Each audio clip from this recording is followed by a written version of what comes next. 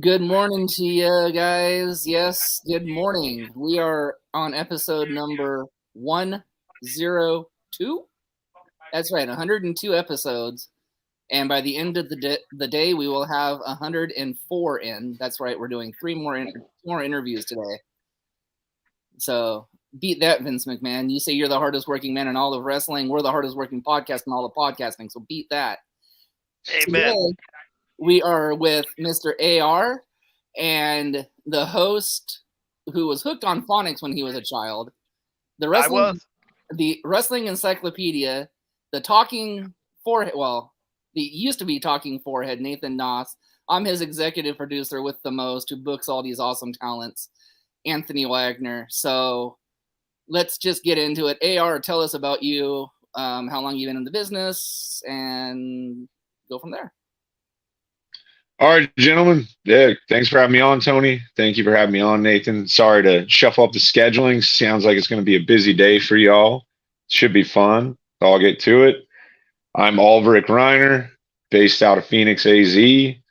I started training for wrestling in 2014, and I had my first pro match in the spring of 2015, working primarily for the Arizona Wrestling Federation.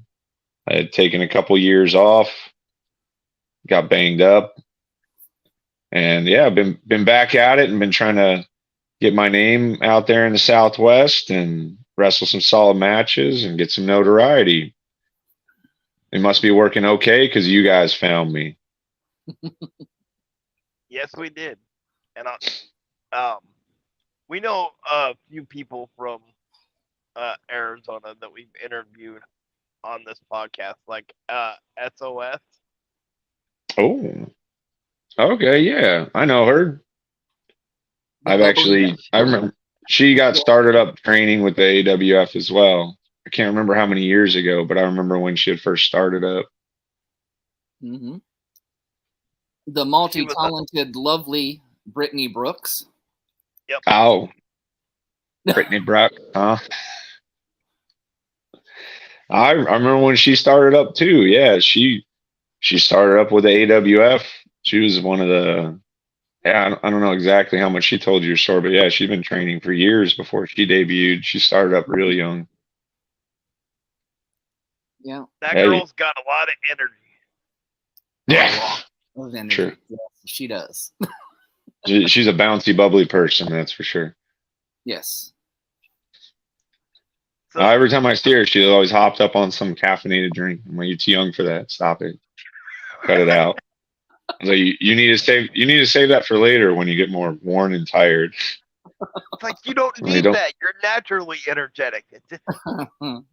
Exactly. She's still a child, you know. Of course, when you get old and cranky like me, everybody's a child. But yeah, just like save that caffeine for when you need it. You'll need it later. Don't worry. I assure you. Exactly. I was gonna say, trust me, we all know that one. Yeah. All right. So, who were some of your wrestling heroes growing up? Nobody. I'm my wrestling hero. That's a great answer. Great answer. I am number one my wrestling hero. I do it all in the ring. I am amazing. I'm great. If you've never seen me work, you are missing out. I am the diamond in the rough. The center of the solar system shines upon me, and I reflect its light back sevenfold. So go YouTube Alvaric Reiner versus anybody, and you're in for a treat. Outside of that, as far as when I was a kid and then coming up in wrestling, different guys I like to study, like Kurt Angle, Triple H, Chris Jericho has always been a top favorite as well. Like he was probably my first favorite wrestler as a child. You know, like Bret the Hitman Hart, Mr. Perfect, Shawn Michaels, Rick Rude, all dudes right up my alley. All guys that I can still like, hey, I got 10 or 15 minutes, kill some time. I'm gonna watch some wrestling and try and pick something up. Hey, I'll throw on like some match that I might have watched like 40 times, you know, like say like Mr. Perfect versus Bret Hart. And it was like, yeah, I might have watched it 40 times, but now I'm just like, all right, I'm looking at it a little different way, studying, trying to just pick up something and just notice like from those ultra pro guys that are just amazing. So you can always pick up something. You look at it from a slightly different angle, just trying to pick up little tweaks and little stuff they do within their work. And you're just like, oh my God, I never noticed this, but like it played on my subconscious. So I'm going to steal that and try and implement it my own way. Yeah, I'd say those are my favorites. Nice. Plus, a lot of those matches do have like rewatchability, where like you're watching it for that, and then like halfway through, you're like, "Wow, this is still really entertaining." Like, yeah, there's definitely some of that stuff still ages. It just ages like fine wine. Like it never really gets old. Can rewatch it 1,000 times and still be just lost in the moment by the end of the match, and just totally along with the story that they're telling and how they told it. Exactly. All right. So, what are some of your hobbies that you enjoy doing? Oh, real life stuff. I love hiking in my underwear because it's the best way to work on your tan. Because laying poolside gets boring. So, like, I like the movement.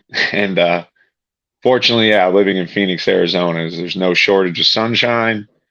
There's no shortage of rocks and hills to climb up. And then as we get more invaded by all kinds of people from California, they care less and less if you're walking around in your underwear. It's just getting weirder out here. Sometimes I'm out there and I'm a tame one. I'm like, oh, here I am working on my tan looking like a weirdo, but you got something else going on. I'm weirdo number 2 out here on the trail today. Not sure how. Yeah, that's a big one. The good old gym, man. The gym's was a lifetime hobby. Definitely wrestling. Wrestling had led me to that, but that's definitely one I'll stick to. Some gym and yoga, man. You gotta make the human body machine work while you can, and put it to the test and keep motoring as long as you can. Yeah, outside of that, I'm like, I like to read occasionally. Like, how boring have I become as I get older? No.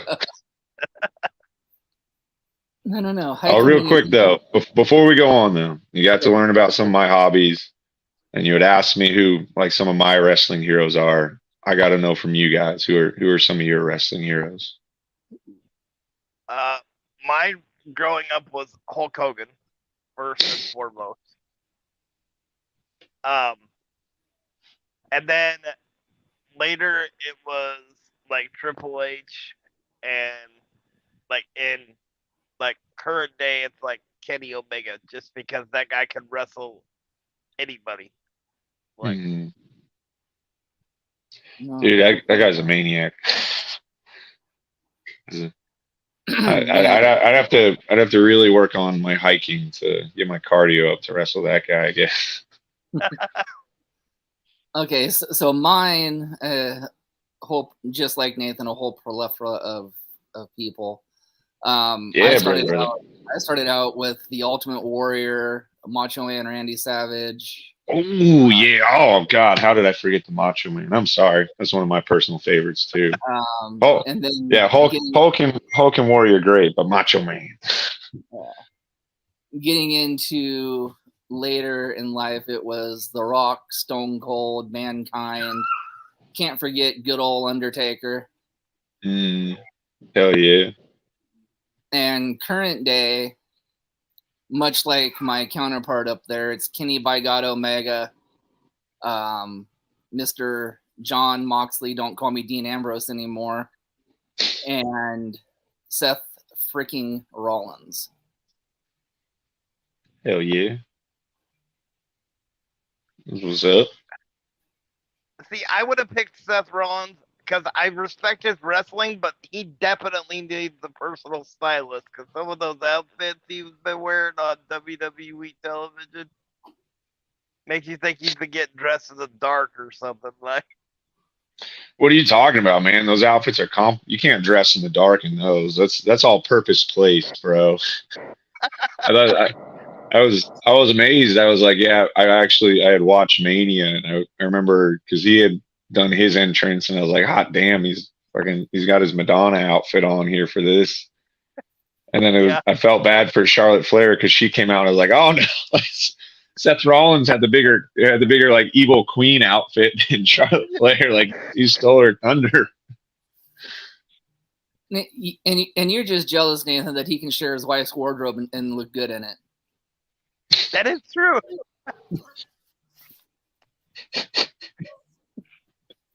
Well, she is known as the man, so I mean maybe that. So very 2020s of them. So let's be fair, you know. Stop hating on Seth when he's actually stealing Becky's wardrobe. As long as he doesn't steal those like disco ball glasses that she wears all the time. All right, you have a question? Top 5 indie female wrestlers. Sorry, dog. That's something I don't pay attention to a ton, honestly, because it's not really like matchups I'm gonna have. So if I'm looking out for stuff, I really is more looking up different matchups I'd like to have, places I'd like to go. Like I've definitely seen some solid girls work through like the Southwest and everything. So I can give you a list on that. It won't be in any particular order outside of anime is number one. She's the best. Brittany Brooks and SOS are both terrific in their own right as well. Anime is better than both of them. Yeah, I think, and then the last couple girls AWF have had run through they've had Johnny Robbie's their current champ, and then she just defeated Viva Van. So all those girls are real solid.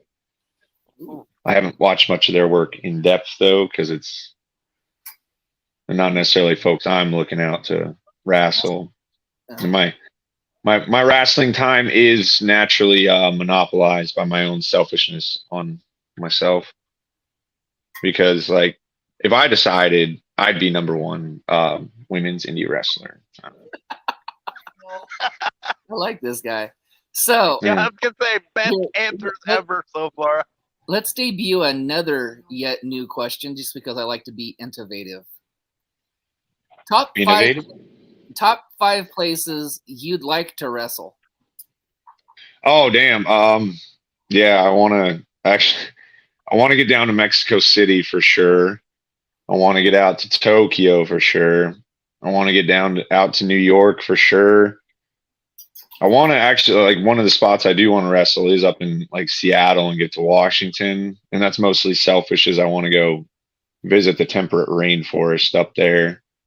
And then a fifth one is I want to get to DFW. Like, it's just unfortunately like Southwest US and all West Coast wrestling, like there's a big geographical like space in between us trying to get to like East Texas and further out that way, where unless you're super known, like trying to get a flight or anything out there is all on your own dime. So I haven't been able to do it, but I got a bunch of good buddies out in Texas and I want to wrestle in front of them. And then, yeah, so Dallas Fort Worth area would be my big number one spot, I think, that I want to get to first before, yeah, some international fair and East Coast fair. But, oh, I guess, yeah, no, Europe too. Europe as well, especially Der Fatherland, Deutschland. That'd be up there as well. That'll be number two right after getting some of those bigger centers in Texas, seeing some old friends. Yeah. Very nice. Well, and I think the one in Washington, Nathan might be able to help you with. Yes. I'm all ears, sir. So I'm all ears, and my inbox is wide open. So usually I save this one for the end, but since we brought it up, in about a year, we're going to be starting our own promotion in Pullman, Washington, called Inclusion Pro Wrestling. Mm-hmm. And I would love to have you come out and wrestle for us, and we can even work it out where we can pay for your travel and stuff to get you out here. So. Well, hell yeah, man. That sounds dope. I'd love to go up to Washington. That sounds fun. And like I said, I might stay up there an extra couple days and selfishly vacation and check out some of the sights to see up there. Something a little different than some brown and red rocks and light green cactus. See some dark green trees. Yeah. But yeah, we can definitely make that happen. Oh, absolutely. That'd be hella dope. I appreciate that. Thank you, gentlemen, very much for asking me. Absolutely. No, absolutely. Yeah. And selfishly, you know, Pullman's only like 5 hours away from Seattle, so you could always catch a Mariners. So there you go. Where's Pullman at on the Washington State then? Is like southeast or? It's to the east. It's on the border of Idaho. Okay, so it's out Spokane direction, or? Yep. Yeah. Just a little. Yeah. I think it's like an hour away from. I think Spokane. So. Oh, cool. Well, then I can be selfish that other direction. Maybe not check out Seattle, but head up to Coeur d'Alene. I heard that's really pretty too. Yeah, Coeur d'Alene's really pretty too. Hell yeah! Yeah, I'm just inbox wide open, gentlemen. Blah. Yeah, we'll definitely keep you updated when it gets closer. So. All right. Well, that was a plug for your company. So now you got a question? Yep. Top 5 male indie wrestlers, since you said you keep up on that for people that you wanna wrestle. That was a lie, but this top 5 is easy because it's Alvaric Reiner. Alvaric Reiner. AR Reiner. Alvaric Reiner. List is done. I said it was best like I said ever. Oh yeah, no, like I said, the center of the solar system shines upon me, and I reflect its light back sevenfold. Nobody can hold a candle to me; it'll get snuffed out by my shine. I have to like this. Okay, well, I'm almost afraid to ask this one, but we're going to anyway. Top 5. I bet I'll give you a great answer that you weren't ready for. Sure so go ahead. Top 5 tag teams. Oh, on the indies or in general? You can do both, or okay. You can mix it. Well, currently I'm working with a gentleman named Aiden Colt, who's based out of El Paso. He is the heel with the fan appeal, and he's my tag partner. We haven't necessarily settled entirely on a tag team name, but Colt and Reiner together are at least your 10 best tag teams. I knew that was going to come up. Yep. Okay, Nathan. Okay, so now we got past all the independent questions. Top 5 male wrestlers of all time. Ooh, all time. We'll go Alvaric Reiner number 1. And I guess Bret Hart, Kurt Angle, Shawn Michaels.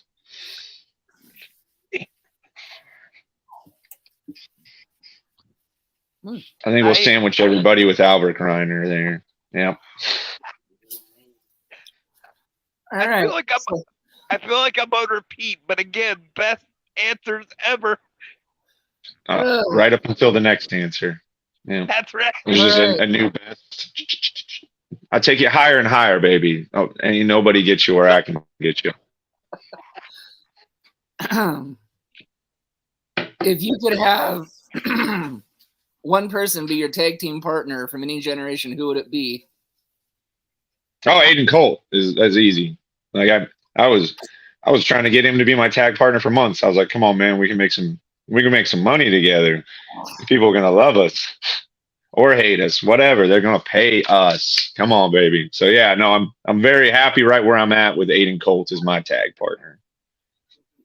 Maybe the one thing that can make that team better is if we got Anime to manage us, because she is the loveliest and best female independent wrestler on the planet. Yeah. And no, we haven't interviewed Aiden yet. I've been trying to get him, and I haven't gotten him yet, Nate. No, but we've interviewed people that have talked highly about him. Was what I yes. Oh, he's great. Yes. After my 5th entry, we could put him number 6 for best male. He's an honorable mention right below.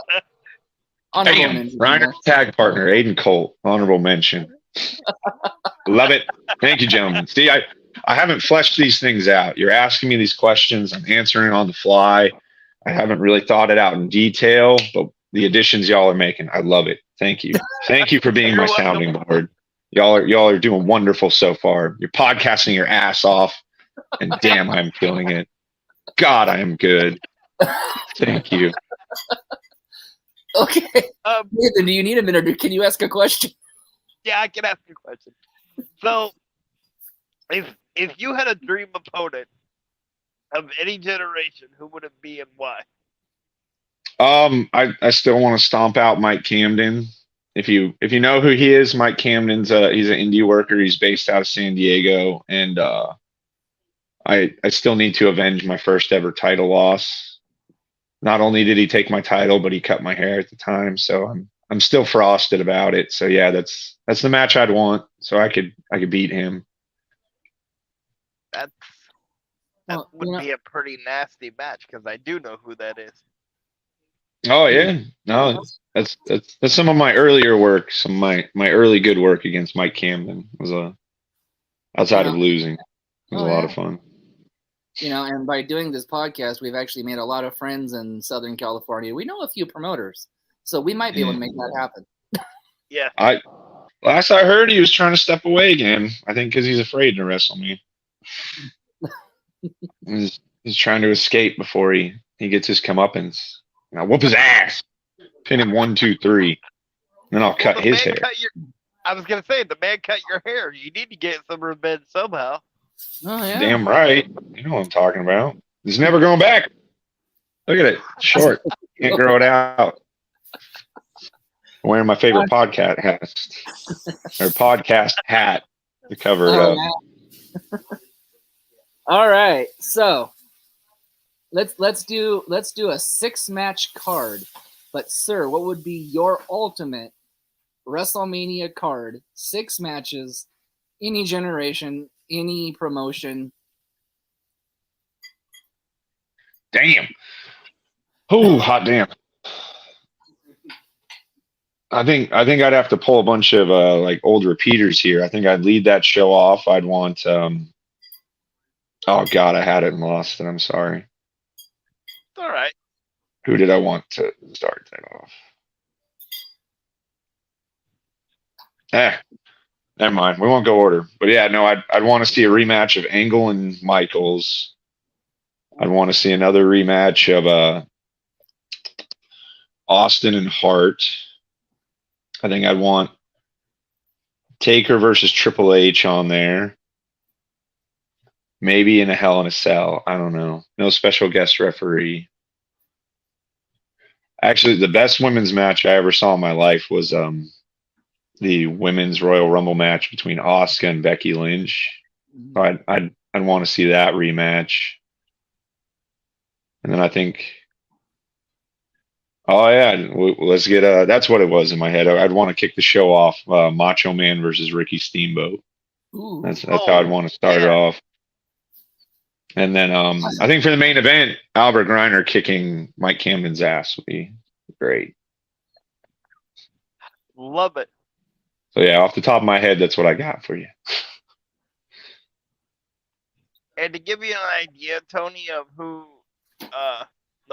that Mike Camden is, I believe, if I'm right, he wrestled in WCWC for a while. In fact, I think he was tag partners with Hammerstone. Oh, why are you bringing up Hammerstone? I hate that guy. Oh, Hammerstone. Okay.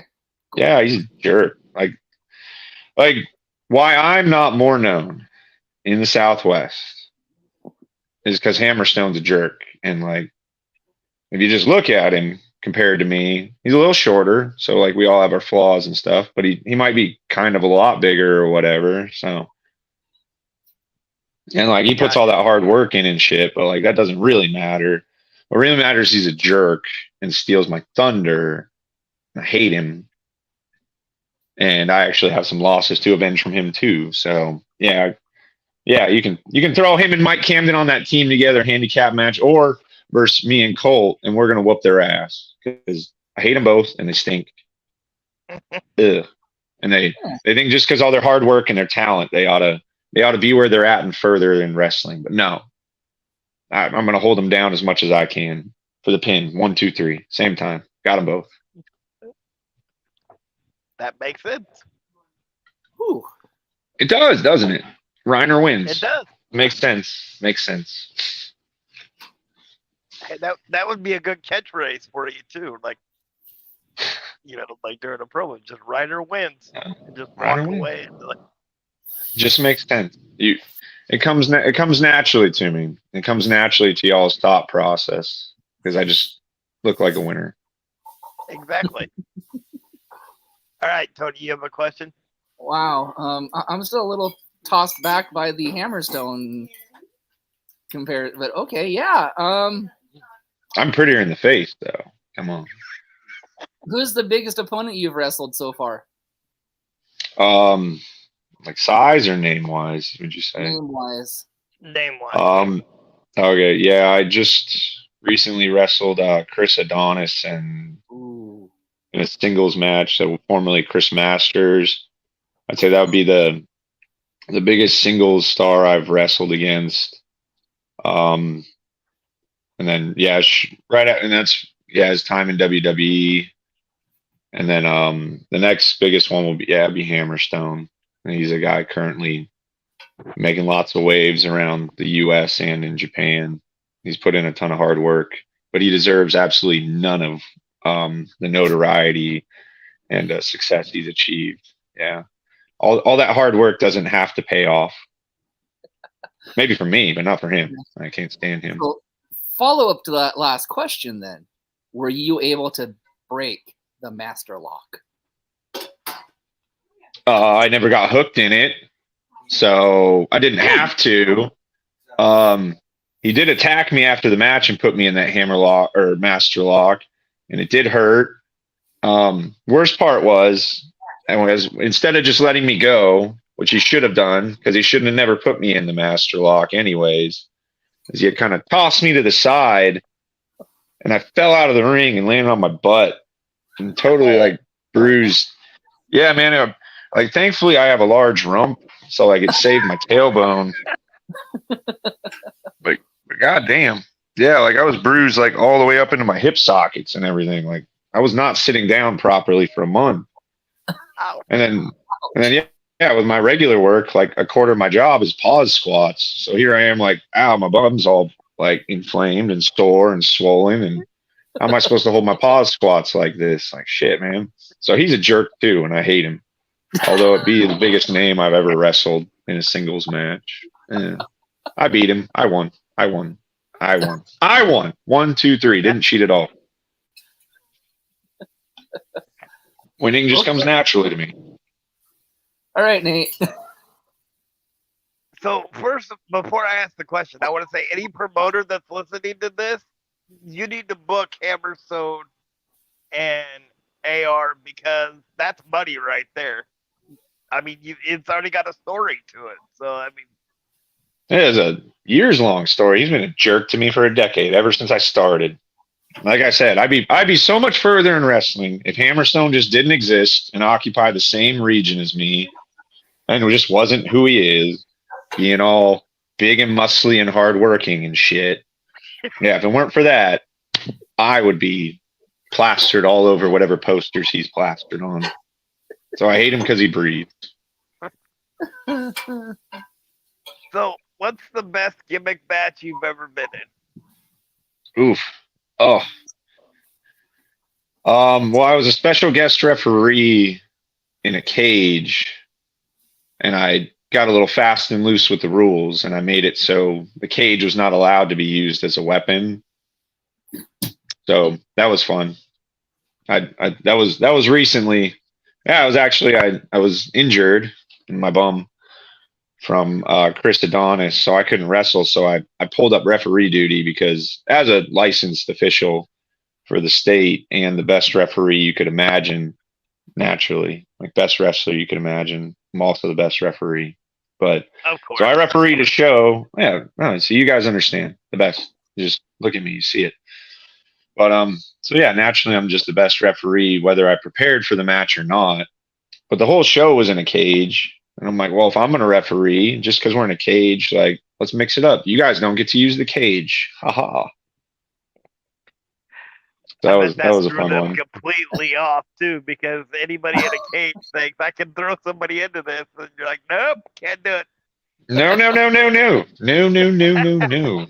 mean, we're having calling it down the middle, a nice easy match. Well, not easy, but it was rough for them. Easy for me because I was just reffing.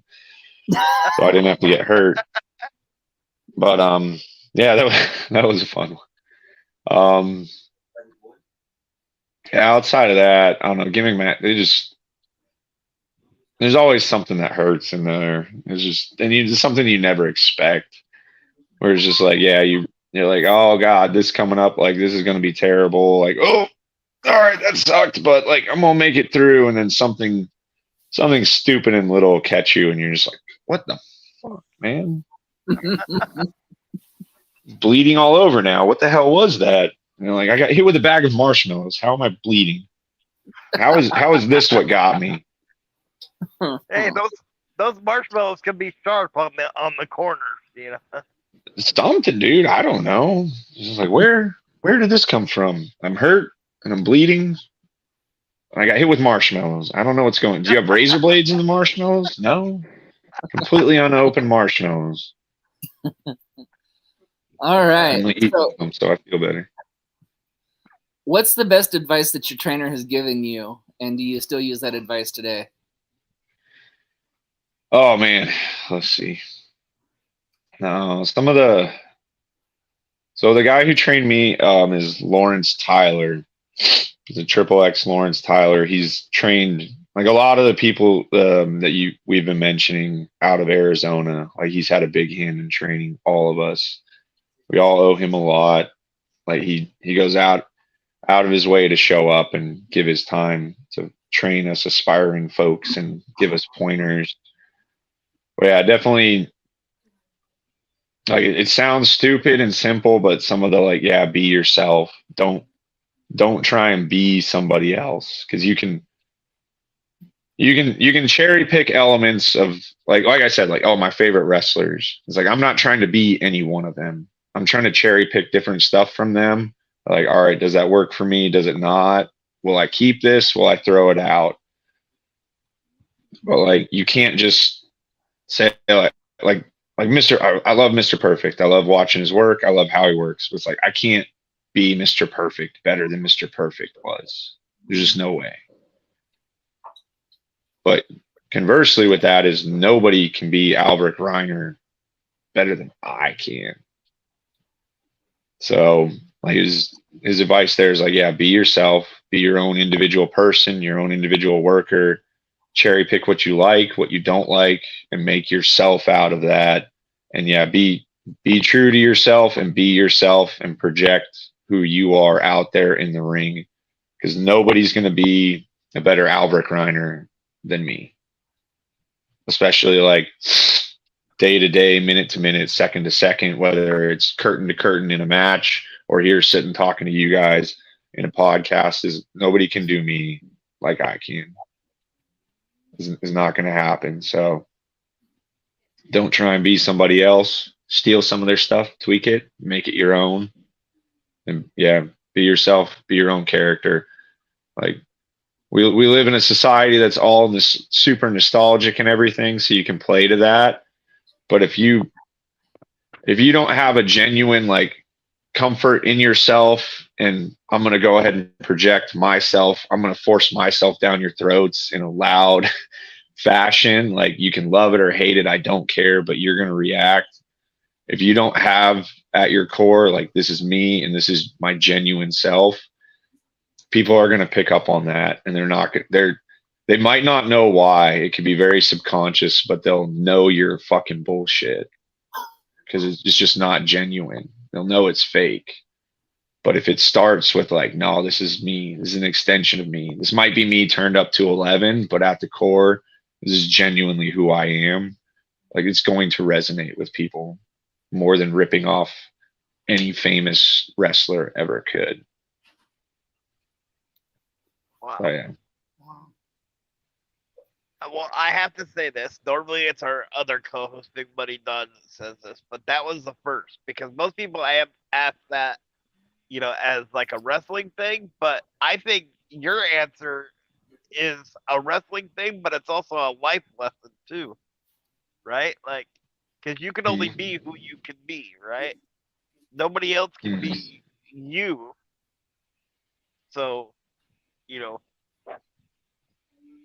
Yeah, dude. No, from like a just everyday life, like who I am as a real person is like, yeah, there's like I forget the infinitesimally small odds of like, yeah, just when you get into somebody's DNA, like your combination of your chromosomes and DNA and your particular billion little allele sequence, like the impossibility of like just who I am based on that and like who each of you are just based on your own DNA sequence. Like it'll never be repeated. Just in billions of years, it can never, that particular sequence will never be repeated. So you're your own person. Just let yourself be your own person. It's a great lesson. So my question is, how did your finisher come to be? Ooh. So my current finisher, I use a sit out power bomb. And how did I came about that? There was a lot of soul searching, and especially like I started in wrestling, and like I said, how I like wrestling led me to the gym is my early work. Like people said like, oh yeah, it's skinny Reiner. And then I started like, I stepped away from wrestling and reevaluated like, what can I get out of wrestling? What do I want out of wrestling? Like, where do these two things meet? Where's their distance? How do I make up the distance? And the easiest thing for me was dedication to some diet and gym, put on some size, put on some muscle, put on some look. I'm not completely scrawny yet.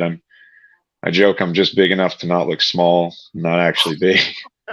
But yeah, rededicating myself to the gym and then coming up with the power bomb finisher. It was just like, yeah, what fits? What can I do to lots of people? What looks good? What do I do good? What do I do safe? Even though fuck them, I'm drop them on their head. 1, 2, 3, bitch, we're done. But yeah, so I come up with that one. It was just a fun one to do, and yeah, picking up people in training, I was like, oh, it's a lot easier than I thought it would be. So rolling with that, it's got good reaction and good feedback from everybody who's seen it. So sticking with that one for now. Very nice. All right, Tony, you're up. All right. Well, this next question I learned something new about last night, so we're gonna roll with it with there. So I used to say my host and co-host because they like to be so sticky and their fingers are so sticky that they like peanut butter. But we just found out recently that one of my biggest influences in wrestling loved peanut butter, and that's Macho Man Randy Savage. So if Mr. Oh yeah likes peanut butter for a snack, sir, what is your favorite cookie or snack? Oh, my favorite cookie's the cookie. But I actually really do dig peanut butter. I have a little bit of a problem. Sometimes I'll just grab a spoon and a glass of milk and just spoon out peanut butter. It's like a lot of times it's my lazy nighttime snack is like, oh, I got some sugary sweet peanut butter and a glass of milk so I don't get too dehydrated. So yeah, that's funny. Yeah, you brought up peanut butter and I'm like, I feel like I'm getting attacked here. Like my current jar of peanut butter is half eaten. I think my reserve jar is sitting up there safe for now. But yeah, I'll go and get the big like tub of peanut butter and then just kind of all right, sip on some milk. especially if I don't feel like really eating. Because God, sometimes eating can be a chore. The worst is like sit there and eat a whole meal, and I'm like, well, I want to be done eating, but I'm still very hungry. It's a little complaint, but in my life, it's almost a daily thing. But dude, yeah, peanut butter is dope. I love peanut butter. Love peanut butter cookies. Chocolate chip cookies are the best cookies, though. Oh, yeah. Yeah, other snacks. I like carrots. I try and replace like carrots or chips with carrots, and you hit some like queso dip with your carrots. That's good. Ooh, never thought about that. That actually sounds kind Yeah. of good. Yeah, no, because you get, especially you can get like the carrot chips, and they're all wavy. So I even like it scoops good like a chip, and you get a nice satisfying crunch. You're missing out on the salty sweetness, the salty goodness, but at least for a leaner snack, it helps out. And then yeah, any meal centered around chicken is always a winner. I think I'm Just gonna always a have to winner. try the carrots and queso dip now. Oh hell yeah! This is not the best, healthiest queso dip, but the jalapeno cheddar Frito in the little Oh, metal can. That shit's dope. yep, yep. Yeah, pop some carrots in. You will not regret. So, in honor of our co-host, who's a manager in Southern California, top 5 managers of all time. Oof, man. Paul Bear, Paul Heyman, Miss Elizabeth, um, Sherry Martell's up there too. She's great. Yeah. Um, damn, I really love MVP as a manager as well. I think he does a really good job. I would agree with that. I'm really surprised I was able to pull out 5 that quick. You did that really well. Yeah, hang on a second. I'm gonna pat myself on the back.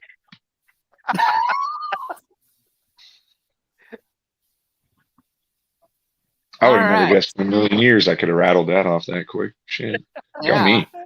Damn. Yeah. All right. Well, here's another one of our new questions we just broke out.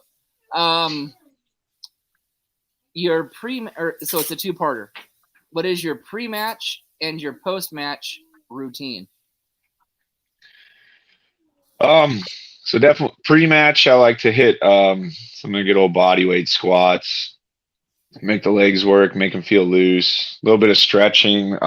Most of my stretching routine I kind of keep it centered around yoga. When I'd stepped away from wrestling and was pretty banged up, I had found yoga as a good way to, because I wasn't allowed to work out at that time, to keep the heart rate down. So like gentle yoga was nice to like, okay, we're working on some flexibility, some stability, little core and posture work. It just helps everything out. So yeah, like my stretching stuff will be like some forward folds and downward dogs and different butterflies and some seated postures. But yeah, the good old Hindu squats and yeah, some push-ups. I'll usually pace around a lot, and then yeah, right before we get heading on out is yeah, I got this giant schnoz, so I definitely try and blow my nose real good to clear it out so I can try and breathe out there. And then post match is God, I sweat like a fiend. Like I sweat like Brock Lesnar and shit, man. Another all time great. But I sweat copiously. So post match I bring a couple towels with me in my bag. So yeah, post match I usually wrap myself in a towel and start trying to wipe down. And if there's a beer nearby, I love hitting that. Just a nice cold one after a match is great. And then probably a little bit more stretching because something tightened up, seized up, and maybe spasming. So yeah, middle age hits hard, and then the wrestling hits hard too. Oof. And then the two in concert, just pain. So, what's the craziest match you've ever been in? I mean, it was a match that started like 5 years back. That kind of started. All right, I'm starting to like accrue some injuries and getting banged up. It was a triple threat tag match where it was me and an older partner of mine, Christopher Landon Anthony Streeter, or Class. Me and him were partnered at the time.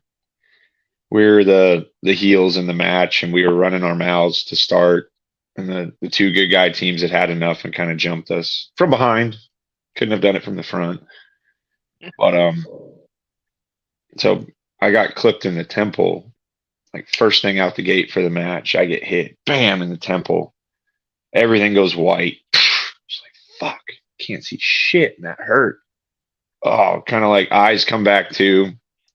First thing I'm thinking is like, God damn, that hurt. Oh, we're just starting. Me and my partner get shot off to the ropes because these jerks are all double teaming us still. The damn ropes snap. So me and him both hit the ropes same time. They snap. Like, fortunately, we're running properly, so we don't go head over heels and break our necks out the ring. But we land and like kind of look at each other and like, you good? Yeah, I'm good. Like roll out the ring and just like, all right, here's our like triple threat tag. It's for the tag titles. So it's like a semi main event thing. Like, all right, we're like 1 minute in and the ring's fucked. Like, all right, we're going to keep going now. But so I didn't notice till after the match, but the white light was persistent on my right side where I got hit. So after the match, I'm backstage, and it's like I got like somebody's got a welder's torch off in the corner of my eye that just won't go away. This is bright white in my vision. After like 45, like I was freaking out. I was like, I think I'm gonna have to go to the hospital. Like something's up with my eyes.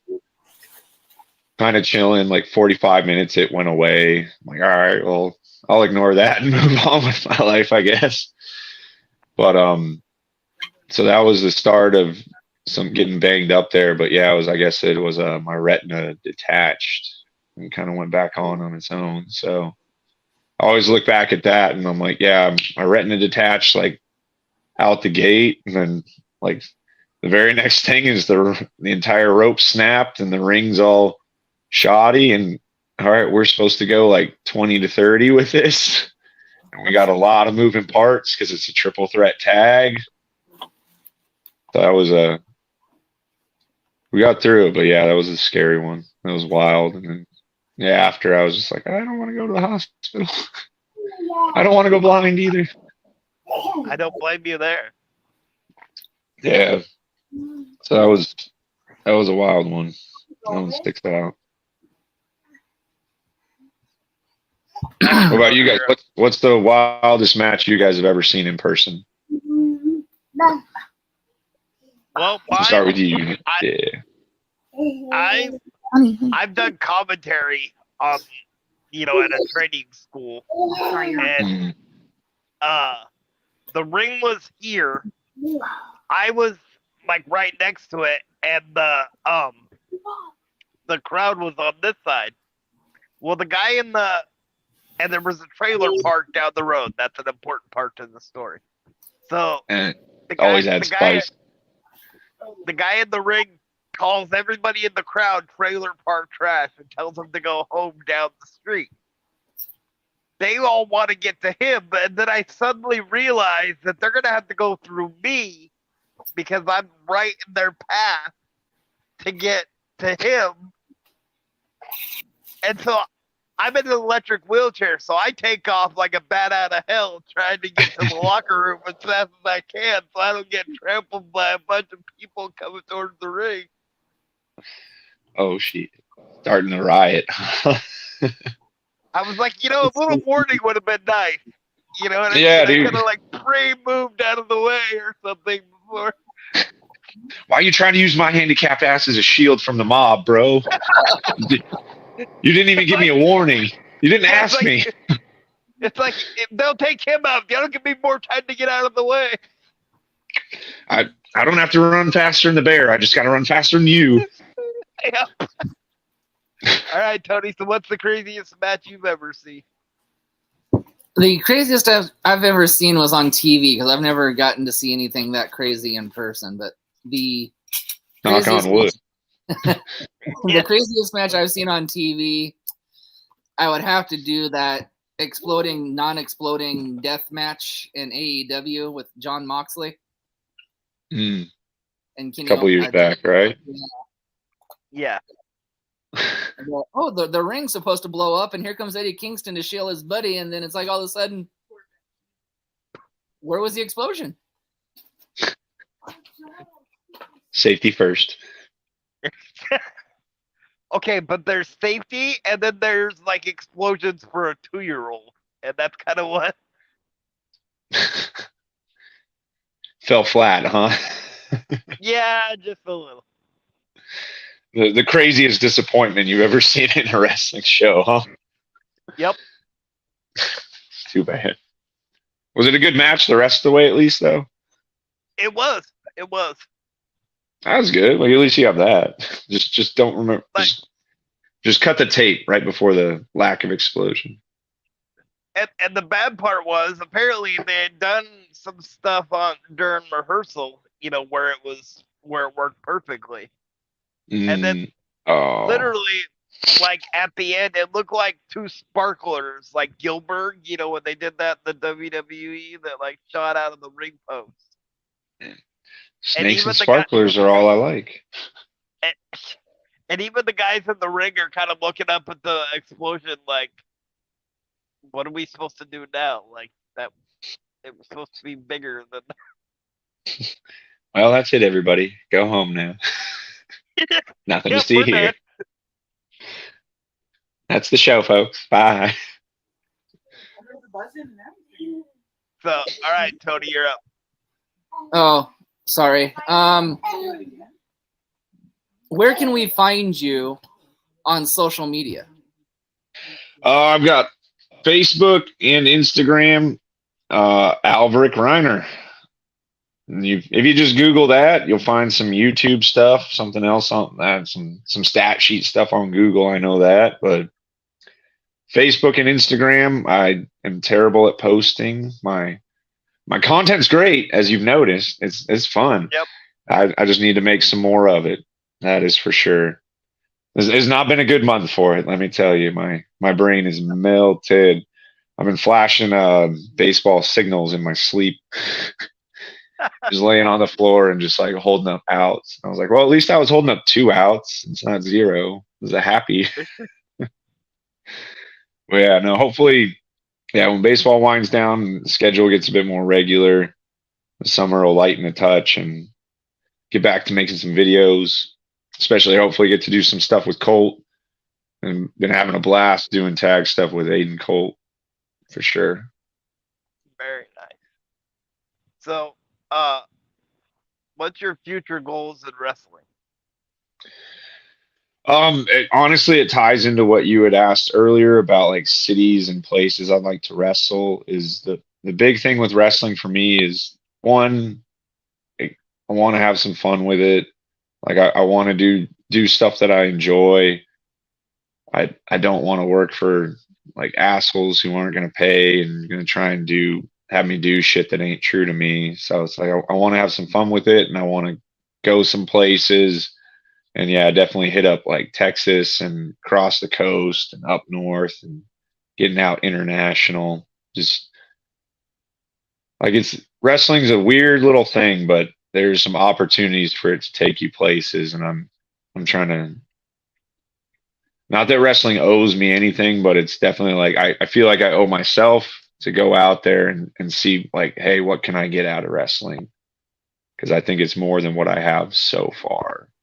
Because I'm so damn good. Of course. Okay, so in the next few minutes, and this has been an excellent interview, by the way. You've kept us. I know. You don't need to tell me. I know. I was there. Thank you, though.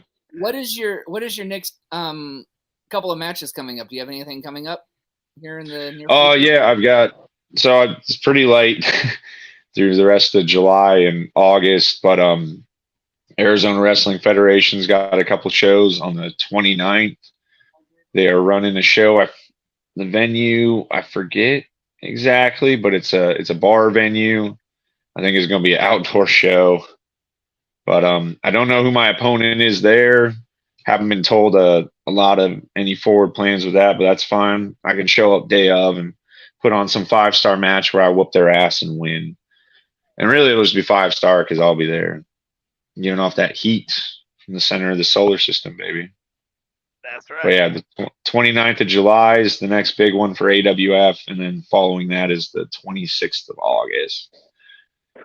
My eyes are kind of closed to the future much further, but definitely when I have some more availability, I want to run back out to Cali. Been working for Lucha Puroresu out there. Those guys have been real good to me. That's been a lot of fun rolling out to their stuff's been in it's been in just south of LA. I forget all those there's so many city names out there, but just south of LA proper. That's been fun going out there with those guys. I don't know their next particular date, or else I plug it. I know I can't make it. The baseball in the way. Oh, yes. All right, Nate, go ahead. So I actually have one more crazy story that I think you'll find entertaining. So I was up at a flea market up in Hillsboro in Oregon, and I was sitting in the crowd, and my buddies were wrestling in the main event. And so they called me in the back, and they're like, but they didn't tell me they were wrestling in the main event. So they called me into the back, and they're like, we want to put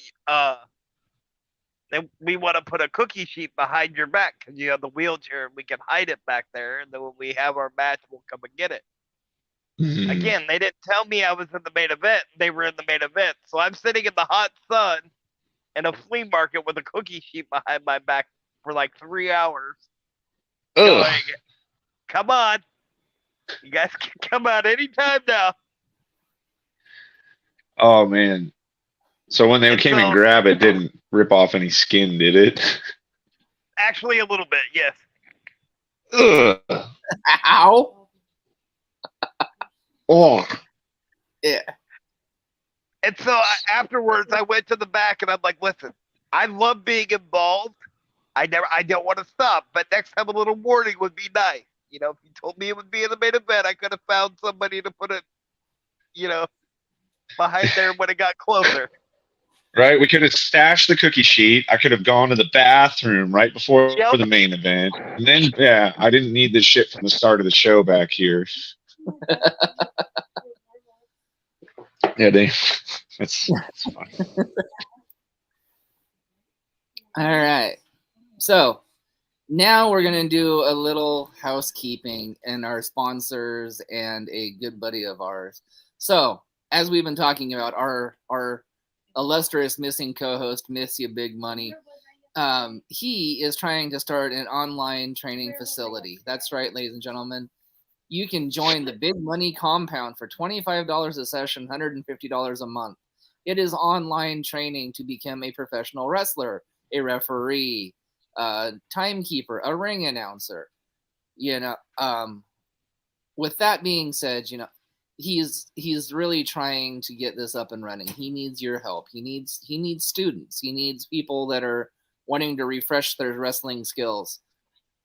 His very first trainer for this first online class is going to be none other than 23-year vet, a man who has wrestled a WWE Hall of Famer not once but twice and beat him not once but twice, Rey Mysterio Jr., but the guy that beat him is none other than SoCal Crazy.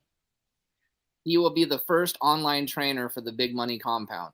You can, if you want more information, you can find Big Money Compound on Facebook, Instagram, Big Money Dodge on Facebook, Instagram, Twitter, Twitch, Boom Shasta on Facebook and on Instagram, or you can contact Steve Dodge on Facebook. And then our other two sponsors are the CARE program, which stands for Community Action Reaching Everybody. And to get a hold of the lady that's in charge of that, you can get a hold of Becky Bernhardt on Facebook. and Bruce Nichols Painting for all your painting, pressure washing, and lead removal needs, and you can find him on Angie. All right. And we want to again thank AR for joining us tonight, or this morning. Sorry, used to evening interviews. Not enough coffee yet, huh, Tony? Not enough coffee yet. For Nathan, for myself, and geez, guys, we'll be back in about an hour for our second interview this afternoon. Yes, second of 3 interviews.